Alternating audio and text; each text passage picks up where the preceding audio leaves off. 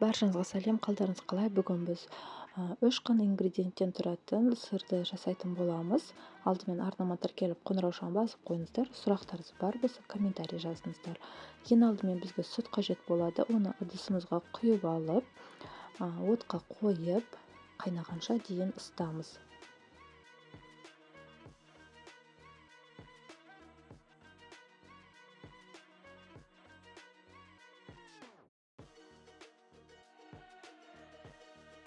Біздің сүтіміз ысығанша қоспамызды дайындап алайық. Ол үшін бізге жұмыртқа және қаймақ қажет болады.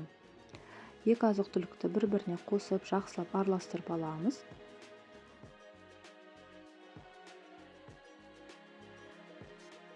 Сүтіміз енді қайнайын деген кезде жұмыртқа массамызды қосып, түбін, жан-жағын жақсылап араластырып аламыз.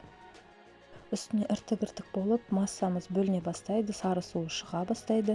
Сол кезде отты бәсеңдетіп, шамамен 5 минуттай қайнатамыз. Ірімшігіміз дайын болған кезде мен осындай сүзекті пайдаландым. Дегенмен де ішіне марлені да төсеп, массамызды сүзіп алу қажет.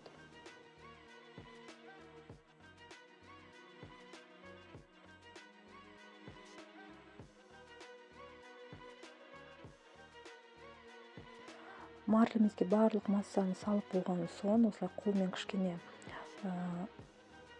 тартыңқырап, марлемізді түйіп, үстіне ауыр зат қоюымыз керек. Сол кезде барлық сары суы жақсы бөлініп шығады. Жүк ретінде 2 литрлік банка қойдым, бірақ сіздер одан да ауырлау затты қойсаңыздар болады.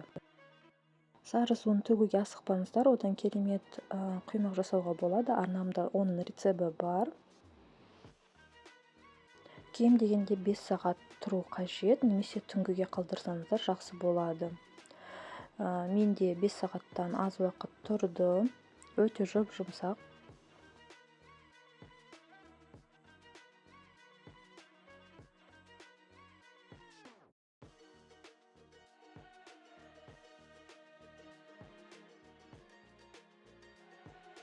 Міндетті түрде жасап көріңіздер. Үйдегі балалар өте жақсы жеді, таңғы асқа өте қолайлы. Бұл сыр бізде пиццаға немесе салатқа қосуға жарамайды. Таңғы асқа бутерброд ретінде, нанмен немесе басқа да тосаппен жесеңіздер болады. Өте дәмді, жұмсақ болып шықты менде.